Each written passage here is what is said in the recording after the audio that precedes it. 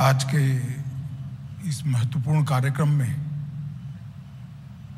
मेरे साथ मंच पर उपस्थित महाराष्ट्र के महामहिम राज्यपाल श्रीमान रमेश बैस जी, महाराष्ट्र शासन के लोकप्रिय मुख्यमंत्री श्रीमान एकनाथ शिंदे जी, महाराष्ट्र विधानसभा के अध्यक्ष श्री राहुल नार्वेकर जी, महाराष्ट्र के सहकारिता मंत्री श्री दिलीप वालसे पाटिल जी, मेरे मित्र और महाराष्ट्र के उच्च और तकनीकी शिक्षा मंत्री श्री चंद्रकांत दादा पाटिल जी, मुंबई के ही विधायक और महाराष्ट्र के स्किल डेवलपमेंट के और इनोवेशन के मंत्री श्री मंगल प्रताप लोढ़ा जी, कुलपति महोदय डॉक्टर रविंद्र कुलकर्णी जी, सहकार भारती के अध्यक्ष श्री दीनानाथ ठाकुर जी, महामंत्री सहकार भारती डॉक्टर उदय जोशी जी और उपस्थित सभी देवियों और सज्जनों, आप सभी को गणेश उत्सव की बहुत बहुत शुभकामनाएं देना चाहता हूं। आज मेरे लिए एक प्रकार से सौभाग्य का विषय है कि इस देश के सबसे पुराने विश्वविद्यालयों में से एक ऐसे मुंबई विश्वविद्यालय में श्रीमान लक्ष्मणराव इनामदार स्मृति व्याख्यान में मैं सहकारिता विषय पर आप सबके साथ बात करने के लिए आया हूं। सबसे पहले तो मैं मुंबई यूनिवर्सिटी का बहुत बहुत धन्यवाद करना चाहता हूं कि यहाँ पर लक्ष्मणराव जी के नाम से एक पीठ स्थापित की गई है जो उनके काम को और विचारों को इस यूनिवर्सिटी के विद्यार्थियों के माध्यम से युगों तक आगे ले जाने का काम करेगी।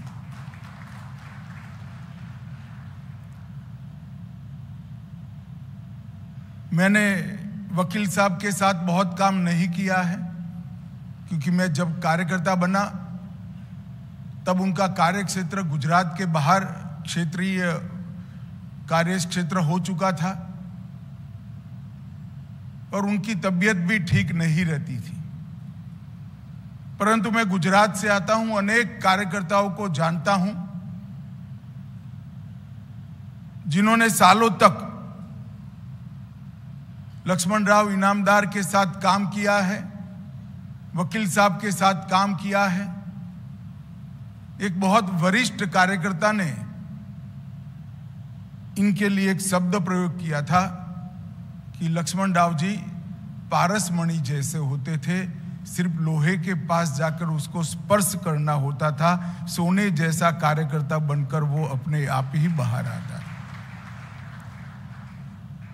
महाराष्ट्र में जन्मे, गुजरात को कर्मभूमि बनाया, पूरा जीवन गुजरात के हर तहसील, हर गांव के अंदर, छोटे छोटे कस्बों के अंदर युवाओं के प्रेरणा स्रोत बने। कई क्षेत्रों के कई बड़े नेता और कार्यकर्ताओं का सृजन करने का सौभाग्य लक्ष्मणराव इनामदार जी को मिला। गुजरात के सार्वजनिक जीवन में जो सुचिता आज हम देख रहे हैं, उनके घड़े हुए, उनके तैयार किए हुए अनेक कार्यकर्ताओं ने उनके दिए संस्कारों के आधार पर गुजरात के सार्वजनिक जीवन को महिमा मंडित करने का काम किया है।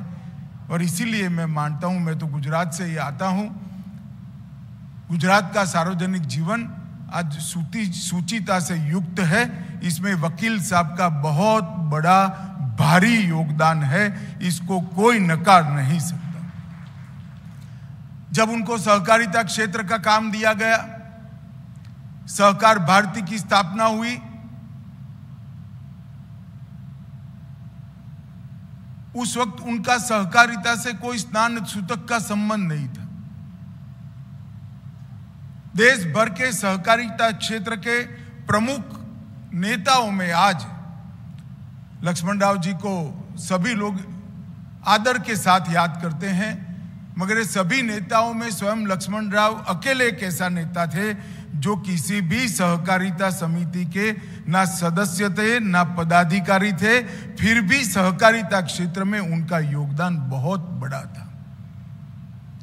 एक भी सहकारिता समिति में वो सदस्य नहीं थे, एक भी सहकारिता समिति में वो चुने हुए प्रतिनिधि नहीं थे, मगर सहकार का तत्व, सहकार के सिद्धांत और सहकार के क्षेत्र के अंदर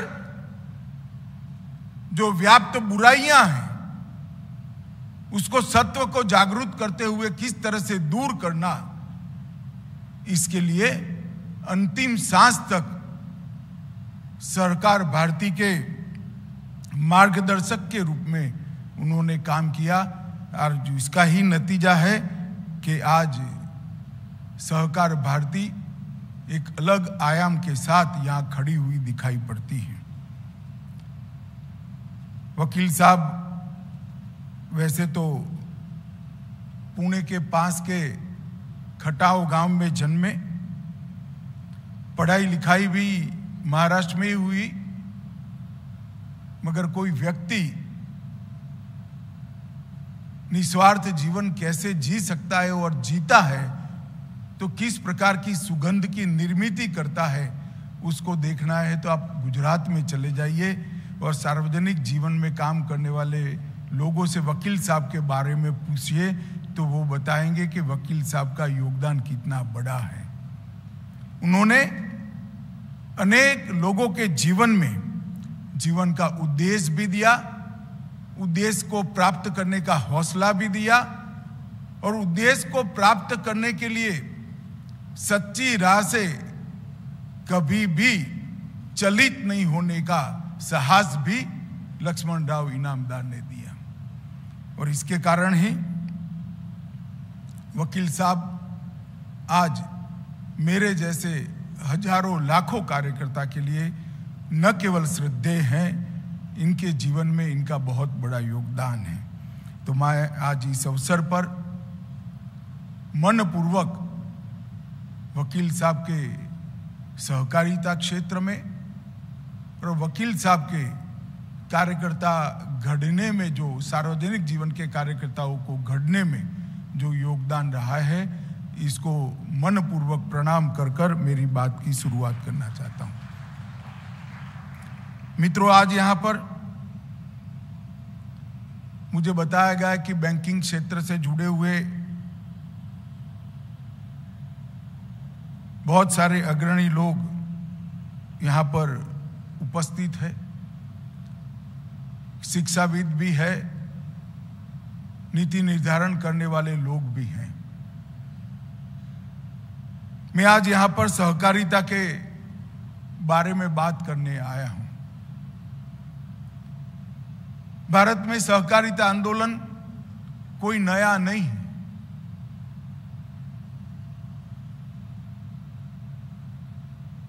उन्नीस 1904 से ही भारत में सहकारिता आंदोलन, इससे भी पुराना है, मगर कानूनी स्वरूप उसका 1904 से आया। देखते देखते महाराष्ट्र, गुजरात, कर्नाटक, मध्य भारत, तमिलनाडु और बंगाल में सहकारिता आंदोलन फैलने लगा। काफी हद तक आजादी के बाद शुरुआत के समय में सहकारिता आंदोलन ने एक बीच का मॉडल देने का प्रयास किया। एक ठेठ राइटिस्ट मॉडल था, कैपिटलिस्ट मॉडल था और एक सोशलिस्ट मॉडल था। इसके बीच में एक मॉडल देने का बहुत अच्छा प्रयास सहकारिता ने किया। ये जो दो मॉडल थे, सोशलिस्ट मॉडल और कैपिटलिस्ट मॉडल, उसमें स्टेट और मार्केट की कल्पना थी। सहकारिता मॉडल के अंदर कोऑपरेशन की और सबके भले की कल्पना लेकर आगे बढ़ने का विचार था। शुरुआत के दिनों में महाराष्ट्र के विखे पाटिल, धनंजयराव गाडगील, वेंकुटभाई मेहता, त्रिभुवनदास पटेल, ढेर सारे लोगों ने सहकारिता के क्षेत्र को एक नई दिशा और नए संस्कार देने का काम किया और इसके कारण कई प्रकार के उत्कृष्ट मॉडल इस देश के अंदर कोऑपरेटिव के खड़े हुए और विशेषकर ग्रामीण विकास और कृषि विकास का एक बहुत बड़ा जरिया सहकारिता क्षेत्र बना। परंतु 1960 और विशेषकर 1967 के बाद सहकारिता क्षेत्र के अंदर राजनीतिक दखल बढ़ने लगी और धीरे धीरे देश के अर्थतंत्र को भी एक अलग प्रकार के झटके भी लगे, झुकाव भी आया और इसके कारण सहकारिता आंदोलन की बड़ी क्षति हुई। और सहकारिता आंदोलन आज भी हम देखते हैं कि कई ऐसे बड़े संस्थान जो दुनिया की सबसे अच्छी ब्रांड मानी जाती है, ऐसे संस्थान सहकारिता के मॉडल पर चलते हैं। आप मैं इस सभागार में कहूंगा तो बहुत सारे लोगों को मालूम नहीं होगा कि हमारे यहाँ श्वेत क्रांति का सहकार का जो मॉडल श्री त्रिभुवन भाई पटेल ने 100 रुपये की पूंजी से और 12 बहनों के साथ शुरू किया था, वो मॉडल आज 36 लाख बहनों को जोड़कर 20,000 से ज्यादा कोऑपरेटिव्स को जोड़कर सालाना 60,000 करोड़ का व्यापार करता है और मुनाफा पूरा का पूरा वो बहन के अकाउंट में जाता है। 60,000 करोड़ का दूध का व्यापार अमूल के ब्रांड से 36 लाख बहनें करती है और एक भी बहन की पूंजी इसके अंदर 100 रुपये से ज्यादा नहीं लगी। विश्व भर में ऐसा उदाहरण शायद ही मिलेगा कि 100 रुपये की पूंजी से कोई बहन लाखों रुपये का दूध बेचकर अपना घर चलाने का काम कर रही है। गुजरात की समृद्धि में और विशेषकर ग्रामीण क्षेत्र की समृद्धि में एक कोऑपरेटिव का बहुत बड़ा योगदान रहा है। इफको, क्रिप्को, शुरुआती दिनों में लिज्जत पापड़, लगभग 40,000 बहनों ने लिज्जत पापड़ बनाए और 130 देश के लोगों ने इसको खाए भी। एक कोऑपरेटिव मॉडल की ताकत थी कि 40,000 बहनों तक इसका मुनाफा जाता था। परंतु ये कोऑपरेटिव मॉडल जो हमारे देश के लिए बहुत उपयुक्त था, हमारे देश में आर्थिक विकास तो चाहिए ही चाहिए, साथ में सबके लिए रोजगारी भी चाहिए, मास प्रोडक्शन चाहिए और प्रोडक्शन बाय मासिस भी चाहिए। मास प्रोडक्शन से देश के अर्थतंत्र को गति मिलेगी और प्रोडक्शन बाय मासिस से देश के हर व्यक्ति को रोजगारी मिलेगी, हर व्यक्ति को अपना जीवन निर्वाह करने का जरिया बनेगा। तो सहकारिता क्षेत्र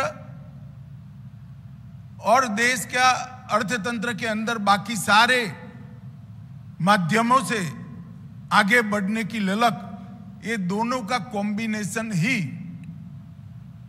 भारत को आगे बढ़ा सकता है।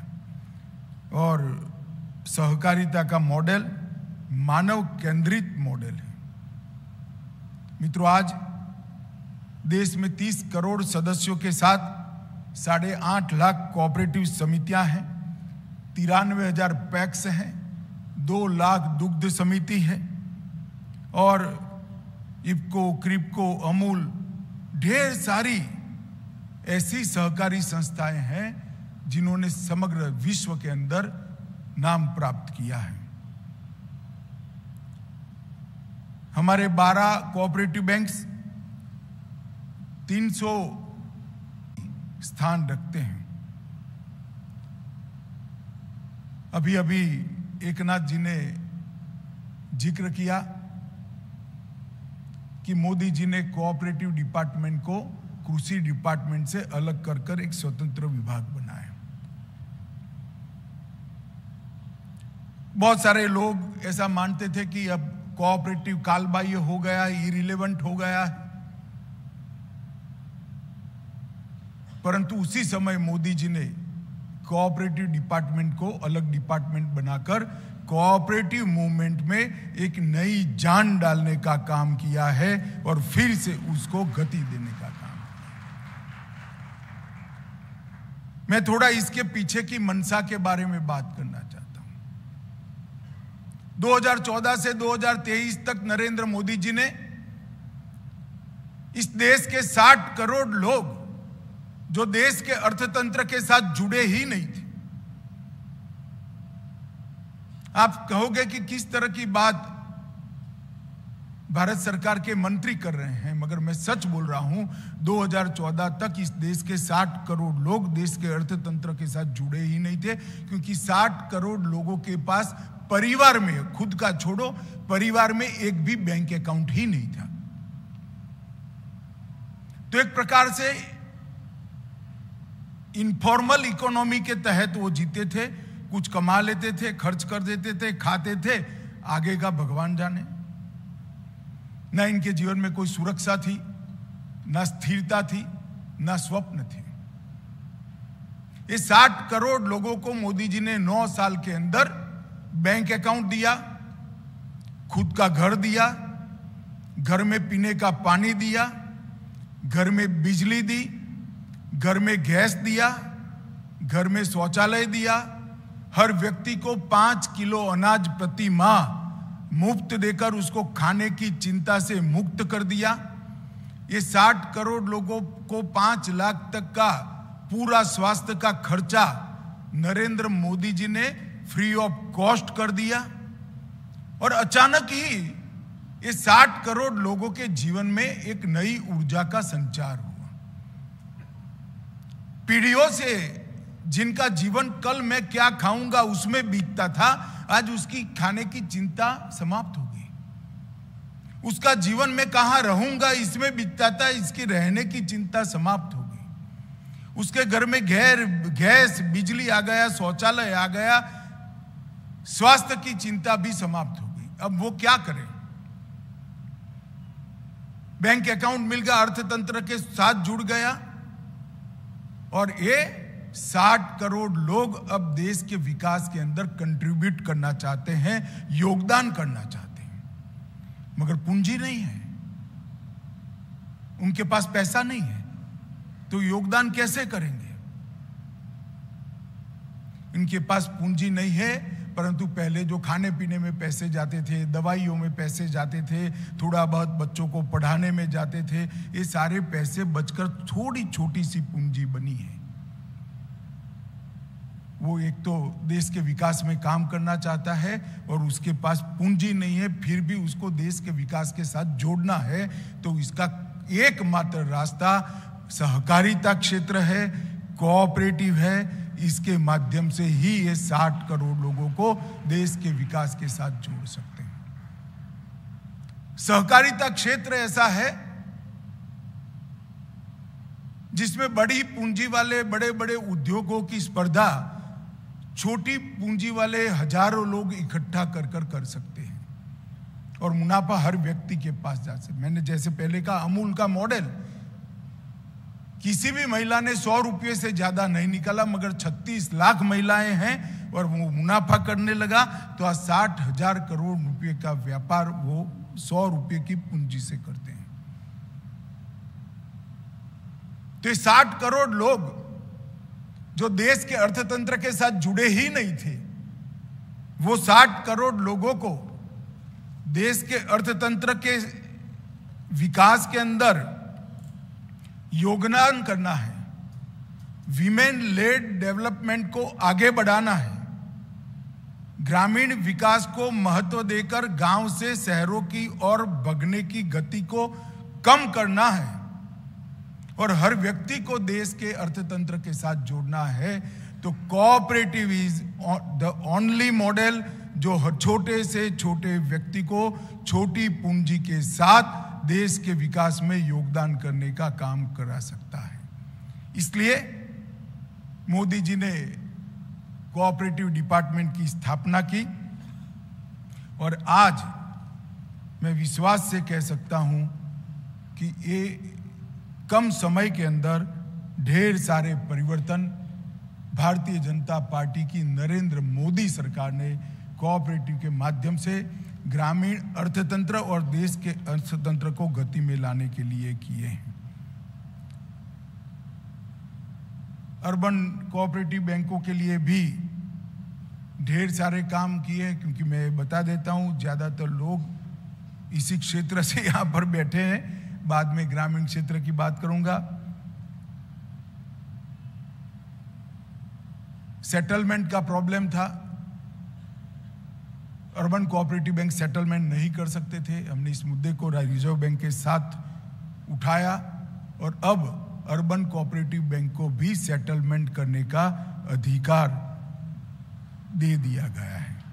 इसके साथ साथ अर्बन कोऑपरेटिव बैंक अब नई शाखाएं भी खोल पाएंगे, बैंक मित्र भी बना पाएंगे, माइक्रो एटीएम भी खोल पाएंगे और व्यक्तिगत आवास रेसिडेंशियल लोन देने की इनकी ऋण की सीमा को भी 2 गुना कर दिया गया है। और इसके साथ साथ एमएलआई के रूप में भी माइक्रो एंड स्मॉल एंटरप्राइज को शामिल कर दिया गया है और कोलेटरल मुक्त लोन देने का रास्ता अब खुल गया है। ढेर सारे क्षेत्र करे, परंतु आमूलचूर परिवर्तन ग्रामीण क्षेत्र के अंदर हुआ है। हमने तय किया है कि आने वाले 5 सालों में 3 लाख पैक्स नए बनाएंगे और हर पंचायत के अंदर एक पैक्स होगा और ये पैक्स मल्टी डायमेंशनल होंगे। पैक्सी डेयरी का काम करेगा, पैक्सी मछुआरा समिति का काम करेगा, पैक्स पेट्रोल पंप भी चला पाएगा, पैक्स गैस की एजेंसी भी ले पाएगा, पैक्स जल वितरण का भी काम करेगा, पैक्स सस्ती अनाज की दुकान भी चला पाएगा, पैक्स सस्ती दवाइयों की दुकान भी चला पाएगा और पैक्स भंडारण का भी काम करेगा। तो एक समस्या थी कि पैक्स वायबल नहीं रहे थे। पैक्स की ऋण लेने की और ऋण देने की दोनों सीमाओं को तय कर दिया गया था, तो आधे %, पौने % में पैक्स वायबल नहीं बचे थे। 20 प्रकार की नई गतिविधियां हमने पैक्स के साथ जोड़कर पैक्स को वायबल बनाया। एक मॉडल बायलॉज भारत सरकार ने सभी राज्यों को भेजे और मुझे आनंद है कि 23 राज्यों ने irrespective of party politics model bylaws को एक्सेप्ट कर लिया है और बाकी जगह भी इसकी समिति बन गई। इसके साथ साथ multi state organic cooperative society बनाई। देश भर में ऑर्गेनिक एग्रीकल्चर प्रोड्यूस को और कुदरती खेती करने वाले प्रोड्यूस को जो ऑर्गेनिक होते हैं इसको खरीदने की और विश्व के बाजार में बड़े ऊंचे दामों से बेचने की व्यवस्था ये जैविक सोसाइटी करेंगी। एक मल्टी स्टेट एक्सपोर्ट कोऑपरेटिव भी बनाया जो किसानों के दाम को और उत्पादों को एक्सपोर्ट करेगा, इसका पूरा मुनाफा सीधा किसान के पास ट्रांसफर होगा।